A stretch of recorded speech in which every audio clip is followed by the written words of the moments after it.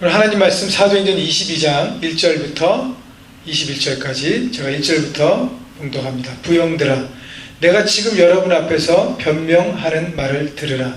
그들이 그가 히브리 말로 말함을 듣고 더욱 조용한지라. 이어 이르되, 나는 유대인으로 길리기아 다소에 났고 이성에서 자라 가말리엘의 문화에서 우리 조상들의 율법에 엄한 교훈을 받았고 오늘 너희 모든 사람처럼 하나님께 대하여 열심히 있는 자라. 내가 이 도를 박해하여 사람을 죽이기까지 하고 남녀를 결박하여 옥에 넘겼노니 이에 대제사장과 모든 장로들이 내 증인이라. 또 내가 그들에게서 다메섹 형제들에게 가는 공문을 받아가지고 거기 있는 자들도 결박하여 예루살렘으로 끌어다가 형벌받게 하려고 가더니 가던 중 다메섹에 가까이 갔을 때에 오정쯤 되어 호련히 하늘로부터 큰 빛이 나를 둘러 비치매 내가 땅에 엎드려져 들으니 소리 있어 이르되, 사울아 사울아 내가 왜 나를 박해하느냐 하시거늘 내가 대답하되, 주님 누구시나이까 하니 이르시되, 나는 내가 박해하는 나사렛 예수라 하시더라.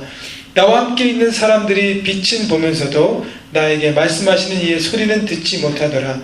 내가 이르되, 주님 무엇을 하리이까? 주께서 이르시되, 일어나 다메섹으로 들어가라. 내가 해야 할 모든 것을 거기서 누가 이르리라 하시거늘 나는 그 빛의 광채로 말미암아 볼 수 없게 되었으므로 나와 함께 있는 사람들의 손에 끌려 다메섹에 들어갔노라. 율법에 따라 경건한 사람으로 거기 사는 모든 유대인들에게 칭찬을 듣는 아나니아라 하느니가 내게 와 곁에 서서 말하되, 형제 사울아 다시 보라 하거늘 즉시 그를 쳐다보았노라. 그가 또 이르되, 우리 조상들의 하나님이 너를 택하여 너로 하여금 자기 뜻을 알게 하시며 그 의인을 보게 하시고 그 입에서 나오는 음성을 듣게 하셨으니 내가 그를 위하여 모든 사람 앞에서 내가 보고 들은 것에 증인이 되리라. 이제는 왜 주저하느냐? 일어나 주의 이름을 불러 세례를 받고 너의 죄를 씻으라 하더라. 후에 내가 예루살렘으로 돌아와서 성전에서 기도할 때에 황홀한 중에 봄에 주께서 내게 말씀하시되, 속히 예루살렘에서 나가라. 그들은 내가 내게 대하여 증언하는 말을 듣지 아니하리라 하시거늘 내가 말하기를, 주님 내가 주를 믿는 사람들을 가두고 또 각 회당에서 때리고 또 주의 증인 스데반이 피를 흘릴 때에 내가 곁에 서서 찬성하고 그 죽이는 사람들의 옷을 지킨 줄 그들도 아나이다. 나더러 또 이르시되, 떠나가라. 내가 너를 멀리 이방인에게로 보내리라 하셨느니라. 아멘. 너무 말씀이 길어서 여러분, 하지만 말씀 가운데 하나님의 뜻을 함께 보겠습니다. 여러분 행복하십니까? 행복한 삶을 싫어하는 사람은 없습니다. 누구나 행복하기 원합니다. 그런데 왜 나는 지금 행복하지 않다고 생각하죠? 나는 복도 지지리도 없지, 이런 말만 되풀이하면서 살고 있는 분이 계십니까? 요즘처럼 경기가 계속적으로 이렇게 침체가 되면 더욱 그러하는 것 같아요. 무엇이 행복인지, 그리고 어떻게 행복한 삶을 살 수 있는지 모르고 그저 하루하루 살아가기 때문인 것입니다. 행복한 삶을 위한 세상의 원리는요, 공부를 열심히 해서 좋은 학교에 가고 또 좋은 직장에 가서 돈을 많이 벌고, 그래서 좋은 자동차, 좋은 집, 풍족한 소유의 목표를 두고 열심히 살아가는 것입니다. 그런데 원하는 소유를 얻었다고 해서 행복을 느끼나요? 느끼긴 느끼죠. 잠시 느낄 수는 있습니다. 그러나 그것이 오래 가지 않습니다. 여러분 한번 생각해 보시죠. 여러분이 처음 내 차를 딱 가졌을 때 여러분 기억하세요? 저도 제가 처음 제 차를 가졌을 때 이를 잊지 못합니다. 근데 며칠이 안 가더라고요. 집을 사서 새 집에 들어갈 때 첫날은 잠을 못 잘 수 있습니다. 너무 좋기 때문에. 이틀, 3일까지도 이해합니다. 그런데 새 집에 들어가서 이사하고 일주일이 넘고 한 달이 넘어서도 매일매일 집이 너무 좋아서 잠을 못 잔다? 이 사람은 병원에 보내야 합니다. 왜냐하면 잠시예요. 살면서 곧 잊어버리기 때문입니다. 왜냐하면 물질과 소유는 우리에게 참 행복을 주지 못하기 때문이에요. 자, 그렇다고 물질이, 소유가 필요 없다고 얘기하지 않습니다. 물질이 필요하고 중요합니다. 매우 중요합니다. 꼭 있어야 합니다. 그러나 그것이 내 삶의 목적이 되면 안 된다는 것입니다. 자, 그렇다면 무엇이 우리를 행복하게 만드는가? 오늘 바울의 이야기를 통해서 살펴보려고 합니다. 바울은 많은 사람들이 반대함에도 불구하고 사도행전 20장 23절과 34절의 고백처럼 죽으면 죽으리라 라는 사명 하나만 붙들고 예루살렘으로 들어갑니다. 예루살렘 교회를 위해서 이방인 성도들로부터 모금한 헌금을 전해야 되는 임무가 있었지만 모 교회인 예루살렘에서 인정을 받고 그가 품었던 로마의 비전, 또 로마를 통해서 당시 세계의 끝이라고 여겼던 다시스, 지금의 스페인으로 가려는 목표를 가지고 있었습니다. 자, 예루살렘에서 바울의 예상대로 반대하는 유대인들의 군중의 위협을 당하는 일촉즉발의 위기 상황을 맞게 됩니다. 그런데 그것을 지휘하는 천부장의 도움으로 소요하는 유대인들에게 오히려 설교할 기회를 얻게 됩니다. 그래서 거기 서서 설교하는 내용이 오늘 바로 본문의 내용이에요. 사도행전 22장 1절부터 21절. 바울은 설교 대신 간증을 했습니다. 어떻게 예수님을 내가 인격적으로 만났고 이방인 사역을 하게 되었는지 하나님의 인도와 역사하심을 나누는 것으로 설교를 대신합니다. 자, 오늘 이런 본문의 배경 속에서 전달되는 바울의 간증 속에서 바울이 얼마나 자신의 행복한 삶을 살고 있는지 자신의 행복 원리를 소개하고 있습니다. 바울은요, 한마디로 얘기하면 행복한 사람이었습니다. 자, 행복의 비결, 행복의 원리를 나누기 전에 행복의 개념부터 정리하려고 합니다. 제가 설명한 적이 있는데 다시 한번 여러분에게 설명해 드립니다. 행복은 영어로 두 단어로 표현됩니다. 하나는 happiness, happiness. happiness라는 단어의 어원은 happen에서 왔습니다. 그래서 happen to be 이래서 우연히 어떻게 일어난다는 뜻이에요.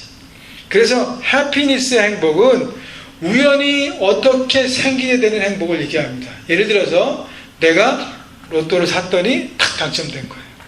내가 잘 투자했더니 주식이 막 대박이 나고 여러 가지 우연히 일어난 일을 통해서 얻어지는 것을 얘기합니다. 그래서 그렇게 얻어진 것은 쉽게 없어지고 말더라고요. 또 다른 행복의 의미는 영어로 blessing입니다. blessing. 축복이라는 의미죠. 근데 blessing은 영어 단어에 bleed라는 단어에서 왔어요. bleed라는 것은 피를 흘리다, 희생하다라는 뜻입니다. 다시 말하면 내가 헌신하고 희생할 때 그것이 내 삶의 축복이 되고 행복해진다는 것입니다. 그냥 우연히 얻어지는 게 아니라 내가 그걸 너무 좋아하고 내가 너무 내 삶을 소중하게 생각해서 그것을 위해서 내가 헌신하고 희생할 때 얻어지는 축복, 그것이 바로 blessing, 축복이라고 얘기하는 것입니다. 그러므로 진정한 행복이란 우리의 희생과 헌신을 요구한다는 것입니다. 자, 이런 행복의 기본 개념 속에서 무엇이 행복한 삶인지를 생각해 보려고 합니다. 그래서 오늘 말씀에서 사도 바울이 소개하고 있는 행복한 삶의 원리는 무엇인가? 오늘은 크게 두 가지만 보겠습니다. 첫째, 행복의 원리, 행복한 삶의 원리. 첫째는 죽을 만큼 사랑하는 사람이 있으면 행복합니다. 오늘 본문 3절과 4절을 봅니다. 나는 유대인으로 길리기아 다소에서 났고 이성에서 자라 가말리엘의 문화에서 우리 조상들의 율법에 엄한 교훈을 받았고 오늘 너희 모든 사람처럼 하나님께 대하여 열심히 있는 자라. 내가 이도를 받게 하여 사람을 죽이기까지 하고 남녀를 결박하여 옥에 넘겼노니. 바울은 하나님께 대하여 열심히 사람이었어요. 근데 그 열심히 방향이 잘못됐어요. 그래서 예수 믿는 사람들을 오히려 색출해서 대제사장에게 넘기는, 예수 믿는 사람을 핍박하던 사람이었습니다. 즉 예수님의 원수로 살았던 인생입니다. 그런데 6절, 7절, 8절 볼까요? 가는 중 다메섹에 가까이 갔을 때 오종쯤에 되어 호련히 하늘로부터 큰 빛이 나를 둘러 비치매 내가 땅에 엎드러져 들으니 소리 있어 이르되 사울아 사울아 내가 왜 나를 박해 하느냐 하시거늘 내가 대답하되 주님 누구시나이까 하니 이르시되 나는 내가 박해하는 나사렛 예수라 하시더라. 자, 그런 바울을 예수님께서 다메섹 도상에서 만나 주셨습니다. 예수님 믿는 사람을 핍박하는 것이고 나를 핍박하는 것이라고 말씀하신 예수님이 왜 나를 아프게 하느냐 물으시면서 바울에게 인격적으로 다가오십니다. 자, 이 내용은 몇 주 전에 우리가 3일 동안의 특별한 체험이라는 바울의 하나님과의 만남에 대해 자세히 얘기했습니다. 자, 바울은 살기등등해서 예수 믿는 사람들을 잡으려고 오히려 나갔는데 예수님은 정오에 그 태양빛보다 밝은 빛이요 또 따뜻한 음성으로 바울에게 다가오셔서 그 살기등등한 그의 마음, 그 모난 마음, 날카로운 마음을 하나님은 그 따뜻한 빛과 음성으로 녹여주셨습니다. 그리고 1대1로 만나셨습니다. 예수님의 사랑을 바울은 몸소 체험하면서 그동안 자신이 살아왔던 삶의 방식이 잘못되었음을 깨닫습니다. 그리고 삶의 전환, 터닝 포인트가 거기서 일어납니다. 그동안 자신만을 위해, 자신의 성공만을 위해 살았던 바울, 유대 최고의 학파 출신으로 유대 사회에 촉망받는 젊은이였어요. 그래서 승승장구하면서 최고속 승진을 위해서 열심히 살았습니다. 그는 성공주의에 묶여있던 사람이에요. 그리고 성공을 위해서 다른 사람을 짓밟아도 괜찮다고 생각했습니다. 여러분, 바울이 그런 마음을 가졌기 때문에 어떻게 해요? 예수 믿는 사람들을 핍박하고 죽임으로 내몰 수 있었어요. 왜냐하면 그들을 핍박하면 누가 성공해요? 내가 성공할 수 있기 때문에. 지금의 성공주의하고 똑같죠. 다른 사람은 짓밟아야 내가 올라간다는 생각. 바울은 그 마음을 갖고 있었어요. 그런데 그 바울을 하나님이 찾아오셨어요. 자, 그리고 나서 14절 보십시오. 14절, 그가 또 이르되 우리 조상들의 하나님이 너를 택하여. 자, 아나니아가 바울을 찾아와서 얘기합니다. 주님의 말씀을 전합니다. 우리 하나님이 너를 택하여 라고 했어요. 여러분, 바울이 택함 받은 게 다른 사람보다 도덕적으로 뛰어나서 더 깨끗해서 더 신실해서 택함 받았나요? 아니에요. 오히려 다른 사람들보다 더 악랄하고 잔인하고 예수 믿는 사람들의 원수로 살았던 사람입니다. 그런데 하나님이 그를 택하셨어요. 그리고 나로 하여금 자기 뜻을 알게 하시며 그 의인을 보게 하시고 그 입에서 나오는 음성을 듣게 하셨으니. 바울의 입장에서는요, 나는 아무것도 안 했는데 오히려 예수 믿는 사람을 핍박하면서 주님의 마음을 아프게 하였는데 주님은 모든 걸 덮어주시고 나를 품어줘 주셨어요. 나를 사랑하시고 나의 죄를 용서하시고 나를 위해 피 흘리신 예수님의 사랑, 바울은 그 은혜에 녹아줬습니다. 그리고 자신을 품으시고 사랑하신 하나님의 뜻과 마음을 깨닫게 되었어요. 나는 아무것도 안 했는데 오히려 예수님을 등지고 내 멋대로 오히려 예수님의 원수로 살았는데 주님은 여전히 나를 부르시고 찾아오셔서 내가 너를 택했다. 왜 나를 핍박하느냐? 내가 너를 사랑하기 원하고 나와 함께 나의 뜻을 이루기 원한다. 그러면서 바울은 하나님으로 통해서, 주님을 통해서 나와 같은 잃어버린 영혼을 향한 하나님의 마음, 이방 민족을 향한 하나님의 마음을 품게 됩니다. 자신을 품으시고 사랑하신 하나님의 뜻과 마음을 알게 되었어요. 이런 정말 생각할 수 없는 놀라운 사랑을 내가 받았는데 그 사랑을 혼자 머물러서 나 혼자 누리려는 것이 아니라 나와 같이 잃어버린 이방 민족을 위해서 하나님께서 나를 택하셨구나 깨달았습니다. 그래서 이방을 향한 예수님의 사랑, 그 마음을 품었기 때문에 이방인들 향해 자신의 인생을 바칠 수 있었던 것입니다. 그래서 이 순종함으로 떠난 선교행을 통해서 바울은 숱한 매를 맞고 억울한 누명을 쓰고 감옥에 들어가고 깡패들의 위협을 받는 등 여러 가지 고통을 당했지만 이방민족을 사랑하는 주님의 마음을 품고 나도 이방민족을 사랑하고 나와 같은 사람들을 품고 사랑했기 때문에 모든 것을 극복해낼 수 있었습니다. 그렇습니다. 죽을 만큼 사랑할 수 있는 사람이 있을 때 행복을 느끼게 됩니다. 그 삶이 때로는 고통스러울 수 있어요. 때로는 희생을 요구할 수 있고 때로는 많이 아플 수 있지만 그러나 한 사람은 사랑할 수 있고 사랑하는 사람이 있다는 것, 그것 때문에 행복한 삶을 살게 되는 것이라는 것이죠. 여러분, 남녀가 만나서 데이트할 때 행복합니까? 행복하지 않습니까? 행복하지 않으면 그 데이트 하지 마십시오. 데이트에서 행복해야 합니다. 행복한데요, 만나서 데이트하면서 저 여자를, 저 남자를 내가 어떻게 이용해 먹지? 뭐 이런 생각으로 데이트하는 사람은 아무도 없습니다. 저 사람을 위해서 내가 뭐든지 할 수 있다. 그래서 나는 행복하다. 그래서 그 사람과의 만남을 생각하면 막 설레고 선물을 주고 내 마음을 주고 내 시간을 주면서 바쁜 시간을 쪼개고 드리면서도 나는 행복한 거예요. 그 사람을 사랑하기 때문에. 여러분, 가정 안에서도 부모와 자식 간에 또 부부 간의 관계가 이런 사랑 가운데 묶여 있습니다.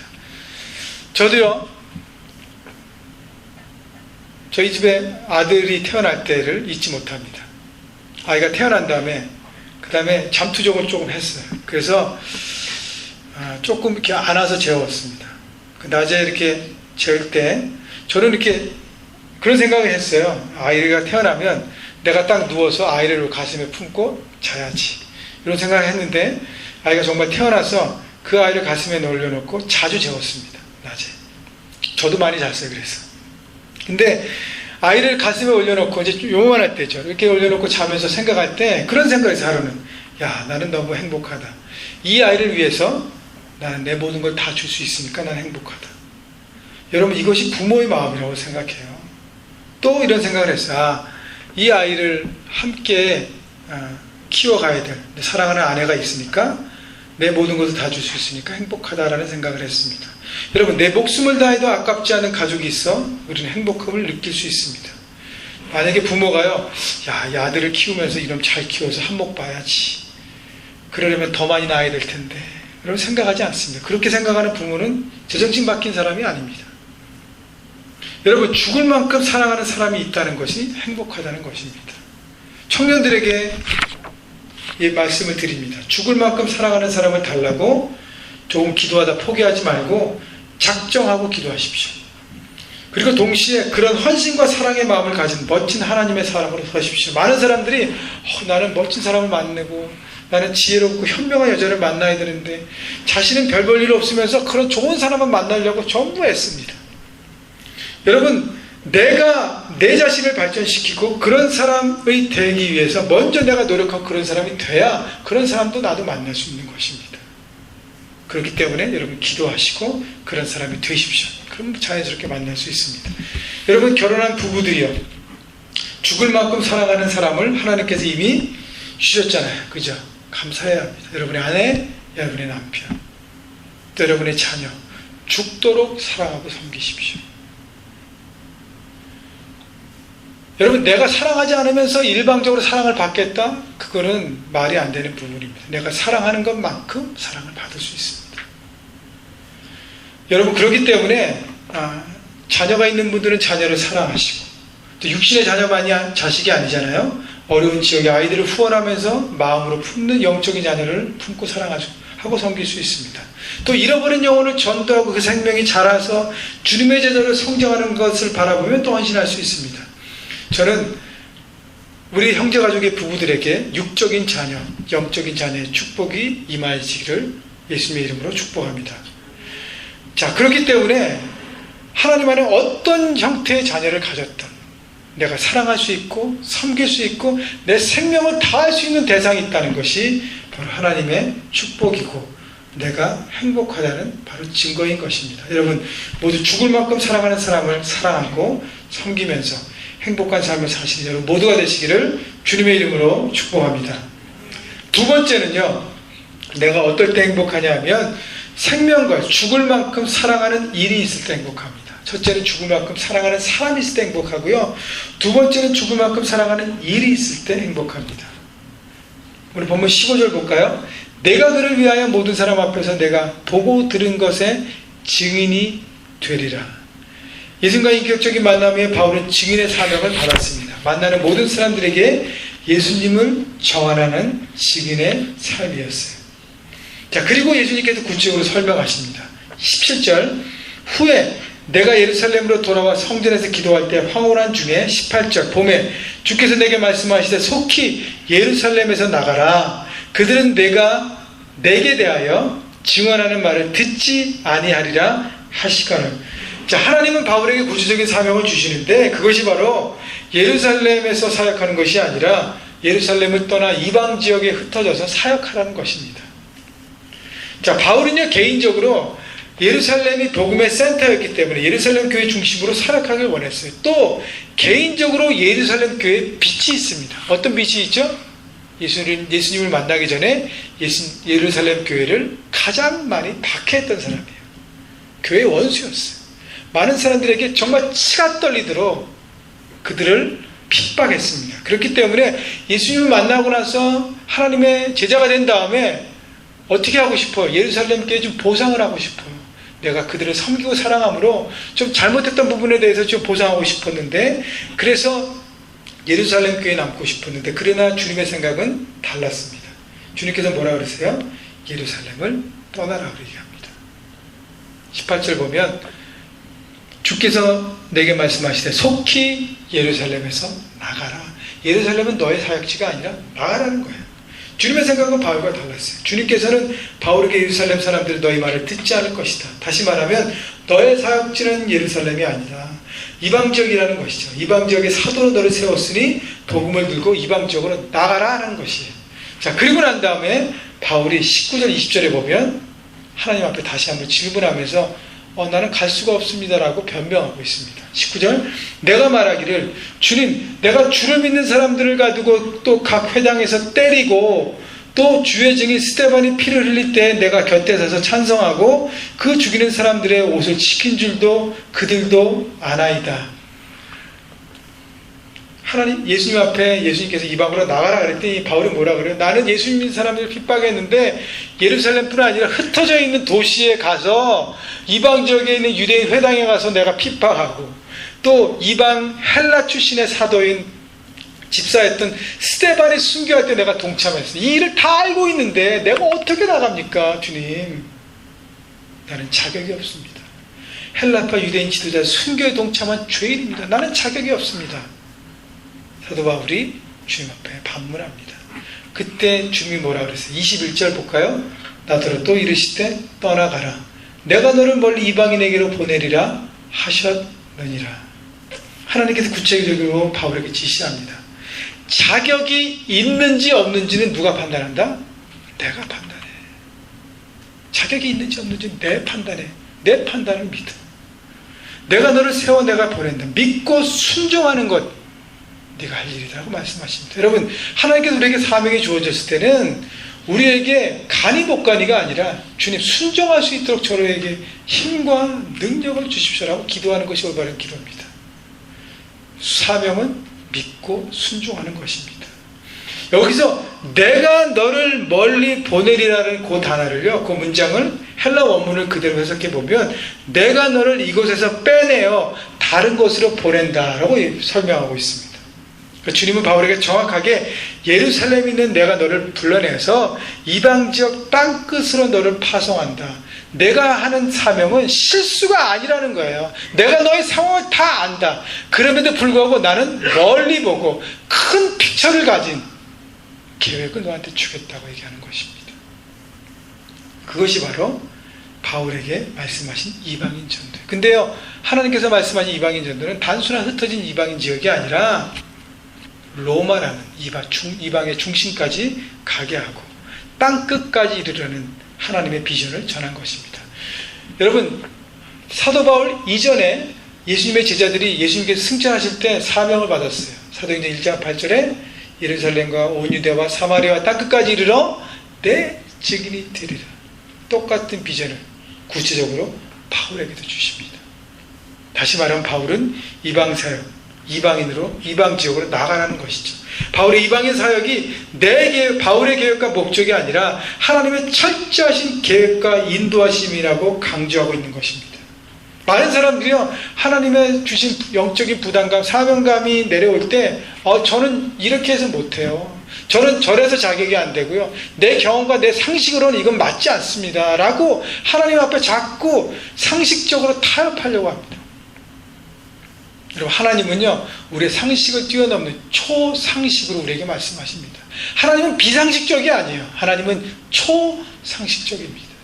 우리의 상식을 뛰어넘는다는 것이죠. 우리의 생각이 여기밖에 없다면 하나님은 그 위에서 우리를 생각하시고 멀리 보시면서 우리에게 비전을 주시는 것입니다. 그렇기 때문에 우리가 해야 될 것은 순종, 믿고 달려가면 그 다음에는 깨달아지는 것이죠. 그래서 바울은요, 주님의 사명을 받은 후 이방인 사역이라는 사명에 올인 하였습니다. 얼마나 열심히 했냐면요, 너무 열심히 하다 보니까 예루살렘에 있는 유대인들이 바울 저 사람은 모세의 율법도 거부하고 유대인의 규례도 무시하는 유대인의 배신자라는 심각한 루머까지 듣는 그 정도로 이방인을 향해서 열심히 사역하고 자신의 모든 생명을 다해 목숨 걸고 사역을 감당했습니다. 아까 설교 첫 부분에 말씀드린 것처럼 바울은 이방의 중심 로마라는 비전을 품었어요. 그리고 로마를 통해 당시 땅끝인 다시스, 지금의 스페인을 가기 위해서 먼저 복음의 중심인 예루살렘 교회에 인정을 받고 가려고 했어요. 그래서 예루살렘 교회를 가려고 했습니다. 그것이 주님의 뜻이에요. 그러나 잘못된 루머로 인해 예루살렘의 유대인들이 거센 반발이 있었을 것을 많은 사람들이 예상했습니다. 그래서 많은 사람들이 그 길을 반대했어요. 그때 바울이 이렇게 고백합니다. 사도행전 21장 13절에 바울이 대답하되 내가 너희가 어찌하여 울어 내 마음을 상하게 하느냐. 나는 주 예수의 이름을 위하여 결박받을 뿐 아니라 예루살렘에서 죽을 것도 각오하였느니라 라고 대답했습니다. 다시 얘기하면 뭐냐면 사명이 있는 사람은요 삶의 결정의 기준이 다르다는 거예요. 바울이 예루살렘을 가면 고통과 고난과 핍박과 많은 것들이 있지만 나는 이걸 다 초월했어. 다 알고 있어. 그래도 나는 가야 돼. 왜? 주님의 뜻이기 때문에. 바울은요 자신의 삶에서 무엇을 결정할 때 이것이 나한테 쉬운 일인지 어려운 일인지를 기준으로 결정하지 않았어요. 이것이 내게 이익인지 손해인지에 따라서 결정하지 않았습니다. 이것이 내게 옳은 일인지 아닌지를 생각하고 결정했습니다. 다시 말하면 이 일이 주님의 뜻인지 아닌지를 먼저 생각했습니다. 나한테 쉽고 어렵고 이게 아니고 나한테 이익이 되고 손해가 되는 그게 아니라 그것 이전에 먼저 이것이 하나님의 뜻인지 아닌지를 먼저 생각하고 하나님께서 내게 주신 사명과 일치하는지 아닌지를 먼저 생각하고 그리고 난 다음에 그것이 하나님의 뜻이라면 하나님께서 내게 인도하신 길이라면 내 사명으로 나가야 되는 길이라면 그것이 어렵고 고통스럽고 내게 많은 희생을 각오하고 그것을 내가 해야 될지라도 희생이 필요하더라도 선택해서 달려갔습니다. 그렇기 때문에 바울은 이것이 어렵고 힘든 길이지만 나는 행복하다고 고백하는 것이 바울은 예루살렘에 오는 것 많은 유대인들의 반발을 예상했기 때문에 고난을 이긴 것을 알았지만 주님의 인도하심이기에 아무리 힘들고 어려워도 괜찮아. 나 바울은 이미 죽었어. 내 안에 살아계신 예수님이니 나는 사는 것뿐이야 라고 결단하고 나갔습니다. 모든 것을 정리해보면 바울은 자신에게 목숨 걸 사명이 있기 때문에 행복하다라고 간접적으로 고백한 것입니다. 나는 이미 죽을 각오도 다 돼 있다. 나는 괜찮아. 여러분에게는 생명 걸 수 있는 사명이 있습니까? 윤동주라는 시인의 십자가라는 시가 있습니다. 짧으신데 제가 한번 읽어보겠습니다. 쫓아오른 햇빛인데 지금 교회당 꼭대기 십자가에 걸려 있습니다. 첨탑이 이렇게 높은데도 어떻게 올라갈 수 있었을까요? 종소리도 들려오지 않는데 휘파람이나 불다 서성거리다 괴로웠던 사나이 행복한 예수 그리스도에게처럼 십자가가 허락된다면 모가지를 들이우고 꽃처럼 피어나는 피를 어두워가는 하늘빛에 조용히 흘리겠습니다. 윤동주 시인은요 예수님의 십자가를 행복으로 표현했습니다. 행복한 예수 그리스도에게처럼 십자가가 허락된다면 많은 사람들이 십자가 주님이 지었던 그 십자가의 길이 험한 길이고 고난의 길이고 눈물의 길이고 가시밭길 길이라 불행한 길이고 실패한 길이라고 생각했지만 이 시인의 십자가야말로 주님께서 사명에 충성하였기에 행복했던 길이었다고 얘기하는 것입니다. 왜냐하면 십자가를 통해 모든 사람을 살릴 수 있는 구원의 길, 생명의 길이 열렸기 때문에 그 길이 어렵고 힘들지만 주님께는 행복한 길이었다고 고백하고 있습니다. 여러분, 그렇기 때문에 목숨 걸 생명 걸 사명이 있는 사람은 행복한 것입니다. 그러므로 우리 모두요 사명에 따라 움직이는 인생이 되어야 합니다. 여러분, 전공을 정할 때 직장을 찾을 때도 손해와 이익을 따라 하면 안 됩니다. 어디가 돈 많이 준대? 어떤 전공을 해야 연봉이 높아? 많은 사람들이 눈앞에 보이는 이익과 손해만을 계산하고 모든 걸 결정합니다. 일하다가도요 다른 회사에 좀 더 주면 금방 옵니다. 여러분, 하나님의 사람은요 이것이 옳은 일인지 아닌 일인지를 먼저 생각해야 합니다. 이 일이 사람을 살리고 세우는 일인지 아니면 그렇지 않은지 옳고 그른 것에 집중하면서 하나님께서 내게 하시기 원하시는 일인지 아닌지를 찾아가는 것이 바로 하나님의 사람으로 결정해야 될 기준을 붙들고 살아가는 삶인 것입니다. 그게 쉽지는 않습니다. 많은 사람들이 이 길을 가지 못하는 것이 쉽지가 않기 때문이에요. 어렵습니다. 그러나 그 길을 갈 때 바로 내 안에 행복이 찾아오는 것을 여러분 잊지 마십시오. 혹시 여러분 가운데 사명을 발견했는데 머뭇거리며 자신의 입장만 하나님께 주장하는 사람이 있습니까? 본문 21절에 보면 또 나더러 이르시되 떠나가라 내가 너를 멀리 이방인에게로 보내리라 하셨느니라는 하나님의 말씀을 기억하십시오. 여기서 떠나가라는 것은 사명의 자리로 나가라는 것입니다. 사명의 자리에 나가서 내가 사는 곳은 이사하고 이런 얘기 아니에요. 중요한 것은 우리는 마음의 생각에 머물러 있어요. 하나님께서 내게 주신 말씀, 이것을 내가 해야 될 텐데, 내가 이걸 순종해야 될 텐데, 생각은 너무 많아요. 생각의 자리에 많은 사람들이 머물러 있습니다. 어디로 나가야 돼요? 행동의 자리로 나가라는 거예요. 생각의 자리에 머물러 있지 말고, 내가 떠나라, 나가라는 것은 생각의 자리에 머물러 있지 말고, 행동의 자리로 나가서 순종의 길을 걸으라는 것입니다. 여러분, 사명을 받으면 행동의 자리로 떠나야 합니다. 머물러 있으면 안 됩니다. 하나님께서 여러분 떠나게 하세요. 순종하면 자발로 떠날 것이고요. 불순종하면 끌려서 떠나는 것이 그렇게 되더라고요. 여러분 혹시 사명을 발견하지 못한 사람이라면 하나님 앞에 제가 생명과 사명이 무엇인지 이런 간구하십시오. 그리고 이미 받았다면 여러분의 생명과 마음과 시간과 물질을 기뻐함으로 드리십시오. 여러분 드릴 때, 헌신할 때 내 안에 행복이 찾아오게 되는 것입니다. 오늘 말씀을 정리합니다. 두 가지 행복의 원리. 첫째는 죽을 만큼 사랑하는 사람이 있으면 행복합니다. 여러분에게 죽을 만큼 사랑할 수 있는 사람을 다 주어줬어요. 결혼하지 않은 사람은 여러분의 부모님, 여러분의 가족이 대상이고 또 여러분이 하나님께 주신 잃어버린 영혼들 대상입니다.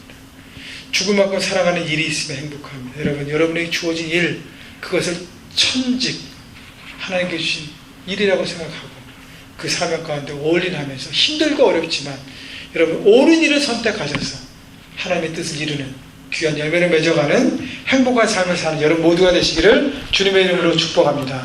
아멘.